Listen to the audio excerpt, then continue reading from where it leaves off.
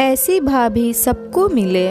Cancer से पीड़ित राधा जी अपनी अंतिम सांस ले रही थीं। जीवन के अंतिम लम्हों में भी उनको अपनी बेटी पूजा की बहुत चिंता थी। वह मात्र 6 साल की थी। अपनी कैंसर की बीमारी के चलते राधा जी ने अपने बेटे रोहन की शादी भी जल्दी कर दी थी।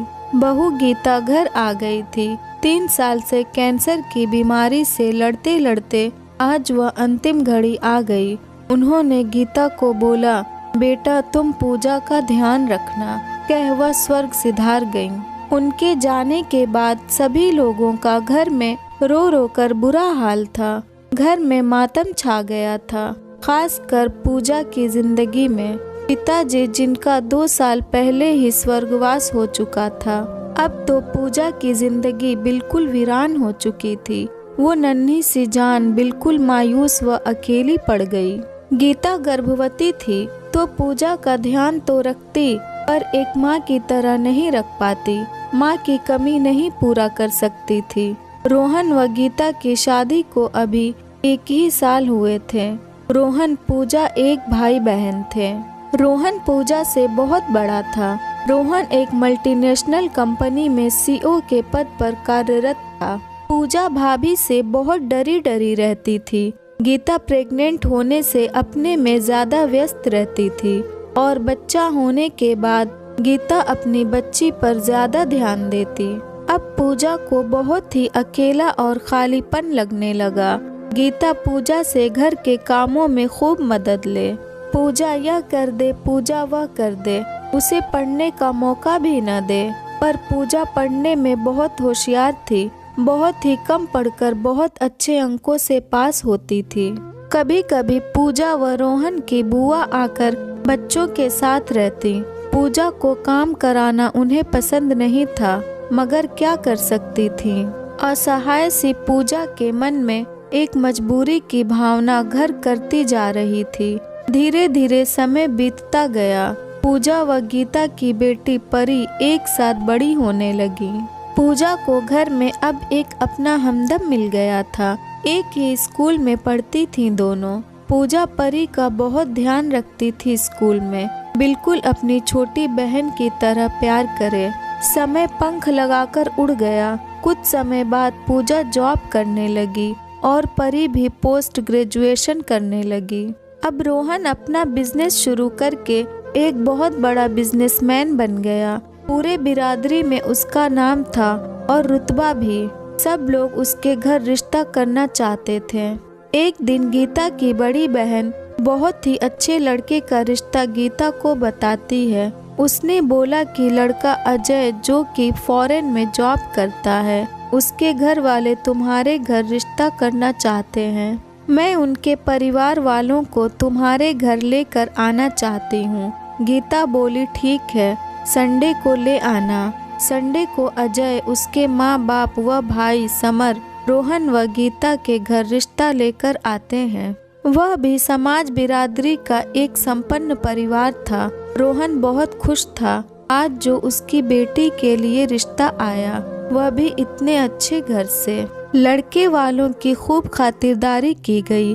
अजय गीता व रोहन को पसंद आ गया। तब गीता की बहन बोली कि लड़की को ले आओ। दूसरी तरफ पूजा मन ही मन सोच रही थी कि मेरी शादी की उम्र हो गई है, मेरे बारे में कोई सोच नहीं रहा, पर किसी से कहती कैसे। तभी गीता कमरे में गई और पूजा से बोली, तैयार हो जाओ पूजा। मैं पूजा भाभी को अवाक होकर देखती रह गई।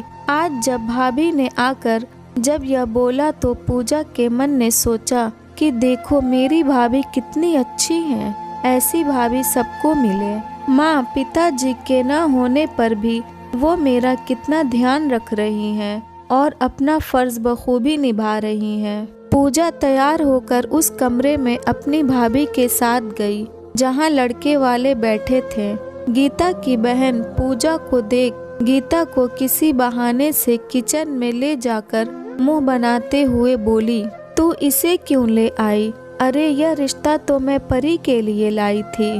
दीदी पूजा मेरी बेटी जैसी ही है, पहले मैं इसके ही हाथ पीले करूंगी, आपने कैसे सोचा कि मैं पहले परी की शादी करूंगी?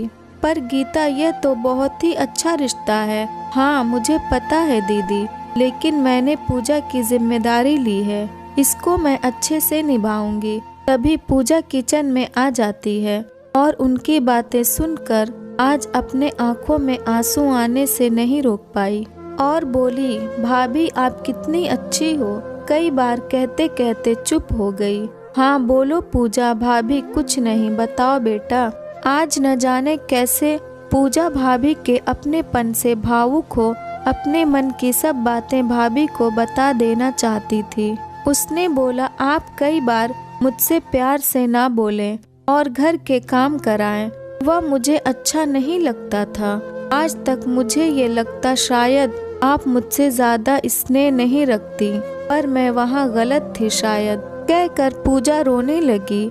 गीता पूजा की नादानी पर हंसती हुई बोली, बेटा घर में बच्चों को माँ बाप को या घर के बड़ों को ही काम सिखाना होता है। मैं तो चाहती थी तुम्हें और परी को घर के सारे काम आए।